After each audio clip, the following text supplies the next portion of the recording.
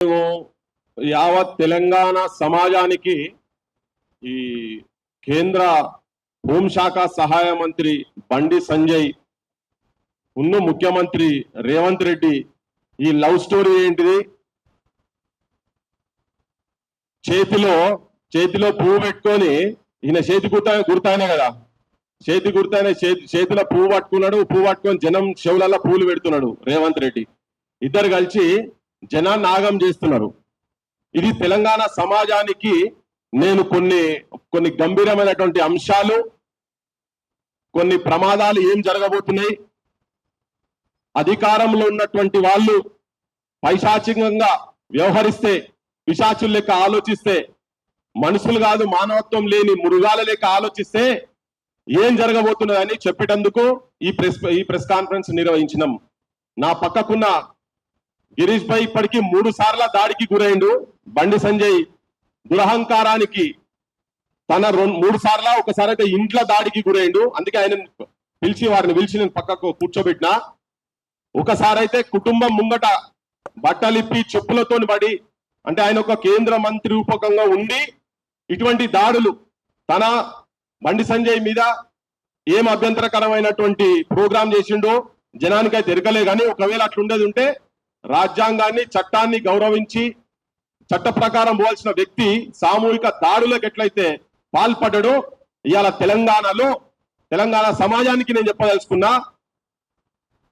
సుపారీ గ్యాంగులు తిరుగుతున్నాయట. సుపారీ గ్యాంగులు, ఒకటేమో ఆంధ్ర గ్యాంగ్ అట, ఇంకోటి యూపీకి వెళ్ళి తిరుగుతున్నాయి. దేనికి తిరుగుతున్నాయి? వీళ్ళ టార్గెట్లు ఎవరట అంటే, పక్కకున్న గిరీష్ ఒకడు, మన తొలి వెలుగు రఘు, మూడోది కాలోజీ శ్రీనివాస్ అట.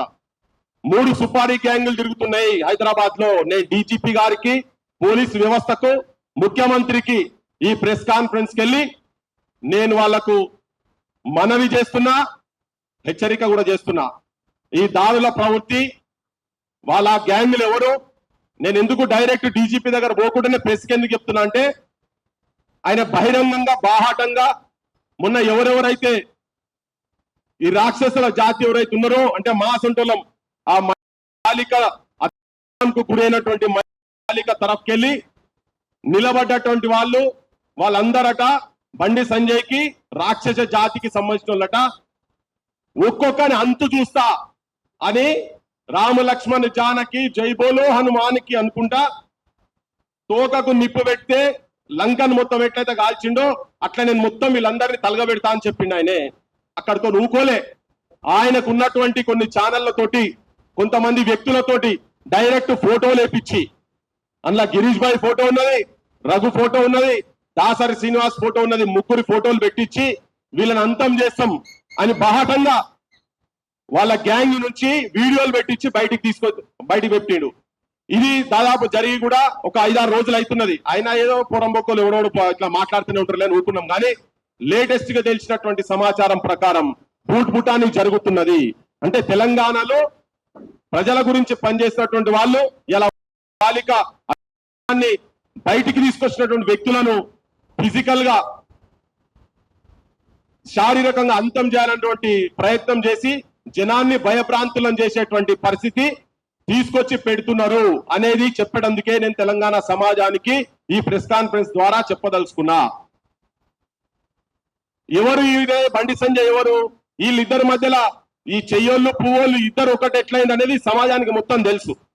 ఈ ముఖ్యమంత్రి మొన్న చెప్తాడు, ప్రెస్ కాన్ఫరెన్స్ లో చెప్తాడు, ప్రెస్ అడ్రస్ చేసుకుంటా, వేటి న్యూస్ దాంట్లో చెప్తాడు. ఆయనే 1 గంట లోపట మేము యాక్షన్ తీసుకున్నాము, కేసు ఫైల్ చేసినాము,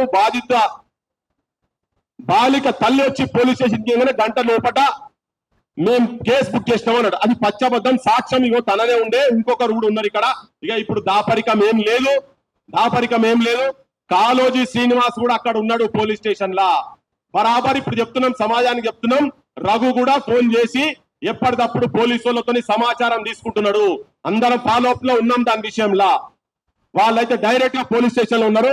మీరు ఎప్పుడు 6 గంటలకు పోతే 12:45 కదా, 6 గంటలకు సాయంత్రం పోతే 12:45 కేసు బుక్ చేయలేదు. కాకపోతే ఎండార్స్మెంట్ ఇచ్చిండ్రు, తెల్లారి పొద్దున్నే కేసు బుక్ చేసిండ్రు. ముఖ్యమంత్రి చెప్తున్నటువంటి పచ్చి అబద్ధం ఇది. దాంట్లో ఇంకొకటి ఏంది, ఆయన ప్రియమిత్రుడని వేదిక మీదే ప్రధానమంత్రి ముంగంటే చెప్పిండు, ప్రియమిత్రుడని సంబోధించిండు.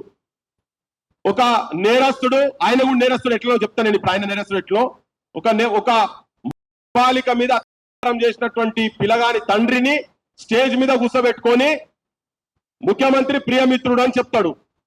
నిన్నగాక మొన్న జూబ్లీ హిల్స్ పోలీస్ స్టేషన్ లో ఒక కేసు అయింది, ఒక వారం రోజుల కింద. ఆ కేసు ఏంటంట అంటే ఇట్లనే ఓడు ఇదే ట్రాప్ రిచ్ కిడ్స్ అనే కేసు పేరు మీద. అయితే వాళ్ళ తల్లిని ఇట్లనే ఒక అమ్మాయిని వాడుకొని పైసలు వసూలు చేస్తున్నారని చెప్పానంటే తల్లిని కూడా తీసుకుపోయి బొక్కల వారేసిండ్రు. ఆమె మళ్ళా కోర్టును ఆశ్రయించి బెయిల్ మీద బయటకు వచ్చింది. ఇది జరిగిన తర్వాత విషయం చెప్తున్నాను ఇదంతా. సో వీళ్ళిద్దరు ఒకటిగా ఉండి, బండి సంజయ్, ముఖ్యమంత్రి రేవంత్ రెడ్డి ఇద్దరు ఉండి ఆడుతున్నటువంటి నాటకంలో ఇక్కడ వీళ్ళు కంప్లైంట్ ఇస్తేందుకు వచ్చిందని బషీరాబాద్ పోలీస్ స్టేషన్ లో కంప్లైంట్ ఇస్తున్నారని తెలిసినాగానే కరీంనగర్ లో కౌంటర్ కేసు ఫైల్ చేపించిండ్రు. అది దొంగ కేసు. అది ఈయన గంట సేపటి అంటున్నాడు. తర్వాత బండి సంజయ్ ని ఈ కేసులో A2గా పెట్టాల్సిన అవసరం ఉంది. పోలీసులు, కాంగ్రెస్ ప్రభుత్వం, రాహుల్ గాంధీ కూడా ఏమైనా రాజ్యాంగం మీద పొద్దుగా లేస్తే చేతిలో పట్టుకొని తిరుగుతుంటాడు కదా, దాని మీద నమ్మకం ఉండి నీ గవర్నమెంట్ మీద నీ ముఖ్యమంత్రి మీద నీకు పట్టుంటే A2గా బండి సంజయ్ని చేర్చాల్సిన అవసరం ఉంది. ఇది నేను చెప్పేది కాదు, చట్టం చెప్తున్నది. చట్టం కింద చెప్తున్నారు వాళ్ళు, చాలా క్లియర్ గా చట్టంలోనే ఉన్నది. ఎవరికైతే దాంట్లో భాగస్వామ్యం ఉన్నా లేకపోయినా కనీసం సమాచారం తెలిసినటువంటి వ్యక్తికి సెక్షన్ 19 కింద ఉన్నది, నా ముంగట ఉన్నది ఇది 19 కింద. ఒకవేళ సమాచారం తెలిసినాక కూడా పోలీసులకు చెప్పకుండా దాచి పెడితే కూడా అతని మీద కూడా కేసు కావాల్సిందే, బొక్కలు పోవాల్సిందే, 6 నెలల జైలు శిక్ష ఉన్నదని చెప్పని చట్టం చెప్తా ఉన్నది. నేను దీన్ని మీకు చదివి వినిపిస్తా. ఇది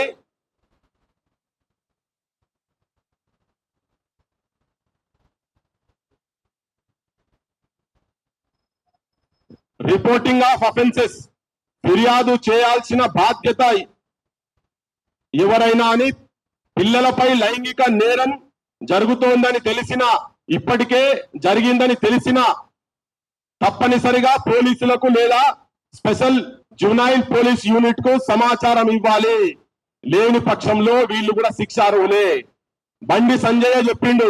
బండి సంజయ్ ఇంటికి బాలిక తల్లిదండ్రులు ఇద్దరు సంగప్ప అనే ఒక మీడియేటర్ ద్వారా, గతంలో కూడా ఆయన మీడియాలో పనిచేసిండు, వాళ్ళ ఇంటికి పోతే నన్ను బెదిరించిండ్రు, భయభ్రాంతులను చేసిండ్రు, పిల్ల క్యారెక్టర్ మీద ఘోరమైన మాటలు మాట్లాడిండ్రు, ఎంతమందితోని తిరిగినావు, ఇట్లా ఈ రకమైన భాషలు మాట్లాడిండు. ఇవన్నీ మేము రౌండ్ టేబుల్ పెట్టినప్పుడు చెప్పినాం.